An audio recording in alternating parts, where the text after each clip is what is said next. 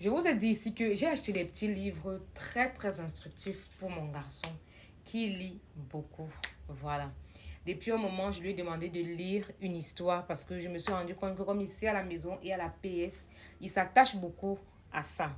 Pour lui montrer qu'on ne doit pas s'attacher aux biens matériels et que c'est pas bien d'aimer les choses de la terre, je lui ai demandé de lire l'histoire d'un jeune homme qui était très très chiche. Tellement il était chiche, il n'a pas eu d'enfant, il n'a pas eu d'amis, il n'a rien eu.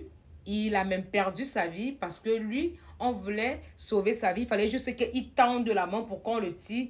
Tellement il ne donnait rien dans sa vie que même tendre la main là, pour lui, là, c'était de trop.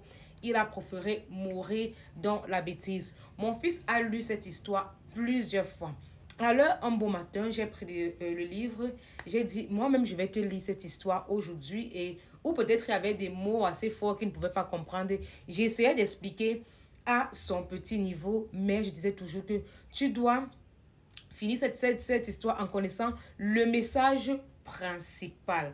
Chaque fois que je lisais, chaque fois que je lisais l'histoire, vous savez que c'était, il faut mettre l'enfant dans l'ambiance, dans une atmosphère où il va vite retenir. On fait un peu ça comme le jeu, comme un petit théâtre. Je mets les pauses, je fais les grimaces, il rit et tout ça. Et je vois bien que il comprend lorsque il est dans ce genre d'atmosphère. Voilà. Je lui ai dit, tu sais, si tu aimes tellement les choses de la tête, tu vas finir. Parce que le gars là s'appelle Bibizio, voilà, c'est ici. Prendre et donner. Dans cette langue d'Afrique, Bibizio signifiait l'homme avare. Et l'on peut dire que Bibizio n'avait pas usurpé son nom. Donner, prêter, offrir, partager étaient des verbes bannis de son vocabulaire. Je vous épargne le reste parce que j'ai déjà pris le temps de vous résumer l'histoire. Voilà. Qu'est-ce que tu as retenu de l'histoire de Bibizio? Tu as retenu que quoi? J'ai retenu que être ainsi, ce n'est pas bien et que ça peut prévenir perdre la vie et que tu n'aurais pas d'enfant et tu n'aurais pas de femme et tu n'aurais pas d'amis. Voilà, c'est très bien, ça va. Vous avez suivi ce qu'il a dit, non? J'ai fait ce qu'il met ça dans sa tête parce que je l'ai inscrit dans un club de judo. Parce qu'il est très actif là, très très agité. Pour canaliser son énergie, je suis partie l'inscrire dans un club de judo. Alors, chaque fois, il se plaignait qu'on boit son eau là-bas. Je mets de l'eau dans son sac, il revient, il dit qu'on a pris son eau. Je dis qu'il ne faut pas te fâcher. Il faut apprendre à partager. Chaque fois qu'il refuse de donner sa chose à quelqu'un, il dit que tu connais l'histoire des bibis ou non? Tu sais comment elle a fini, non? Il dit oui. Ce que je n'avais pas prévu, c'était quoi? C'était que lorsque peut-être je suce mon petit mambo, je bois mon coussin, il me dit que maman, s'il te plaît, goûte-moi. Alors je dis que non, je ne te goûte pas. Il me dit que maman, tu vas finir comme Bibizo aussi. Tu vas finir comme Bibizo. Ma soeur éclate seulement dire que c'est toi-même qui as appris à l'enfant. Donne à l'enfant le coussin. Je donne, mais plus tard, je vais essayer soit de créer une histoire, soit de tomber dans une histoire pour montrer à l'enfant qu'on ne demande pas aux grandes personnes. Et le message va passer. Parce que nous, les parents, là, on ne parle pas avec nos enfants. Moi, je parle beaucoup avec mon enfant, énormément. Et Annecy, en consultation, qui m'a dit aujourd'hui, Carole, tu as débloqué mon cerveau parce qu'elle m'a dit, elle a un problème, c'est quoi? C'est que c'est sa mère qui élève son enfant.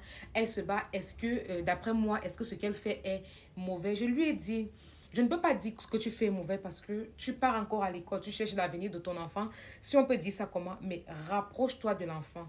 Entre dans son univers, intéresse-toi à son quotidien. Demande à l'enfant, qu'est-ce que tu as mangé? Qui sont tes amis? Qu'est-ce que tu aimerais faire? Comment tu vois la vie et tout le reste? Moi, ma part ici, tous les jours, je change les métiers. Dès qu'il voit une vidéo sur les militaires, maman, elle serait militaire, je vais souvent te sauver la vie. Je vais toujours te protéger. Personne ne va te faire du mal. L'autre jour, peut-être que je dis que ouais, j'ai envie de manger un bon poisson. Je dis que maman, je serai cuisinier pour toi demain. Vous voyez un peu. Je m'intéresse à sa vie, à son quotidien. Je connais les noms des camarades de mon fils que je n'ai jamais vus. Je lui dis que ton ami s'appelle comment? Est-ce que tu as une copine là-bas? Je parle de tout. Et en même temps, je mets une distance qui matérialise le respect entre lui et moi. Il ne doit pas se sentir mal de vouloir me dire quelque chose ou de vouloir m'avouer quelque chose.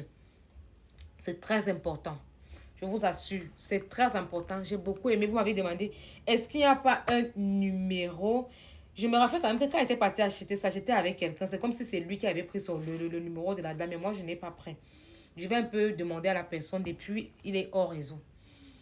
Depuis, cette personne est hors réseau. C'est un homme, c'est ça que je dis, il est hors réseau, c'est un homme. Donc, voilà un peu, je voulais parler de ça avec vous aujourd'hui, que lorsque vous voyez peut-être que l'enfant a une certaine habitude que vous n'aimez pas. Pour faire passer le message à l'enfant, vous pouvez créer une histoire. Moi, je me rappelle, j'aimais jouer la nuit. J'aimais jouer la nuit, je ne vais jamais oublier nos conversations. Elle s'appelait Mireille. Mireille nous a fait asseoir vers 19 ans, nous raconter une histoire que dans un village, il y a des petits-enfants qui aimaient toujours sortir pour jouer dans la nuit. Une fois tous ont disparu, on ne les a jamais retrouvés. Voilà pourquoi, depuis ce jour, les enfants ne jouent pas dans la nuit. J'ai arrêté jusqu'à aujourd'hui. Je n'ai plus jamais joué dans la nuit. Je n'ai plus jamais joué dans la nuit. C'est plus tard que j'ai compris que Mireille a créé une histoire pour nous faire comprendre que on ne joue pas dans la nuit. C'est ce que les sages faisaient dans les villages. On créait des histoires pour faire asseoir la sagesse dans l'esprit des enfants.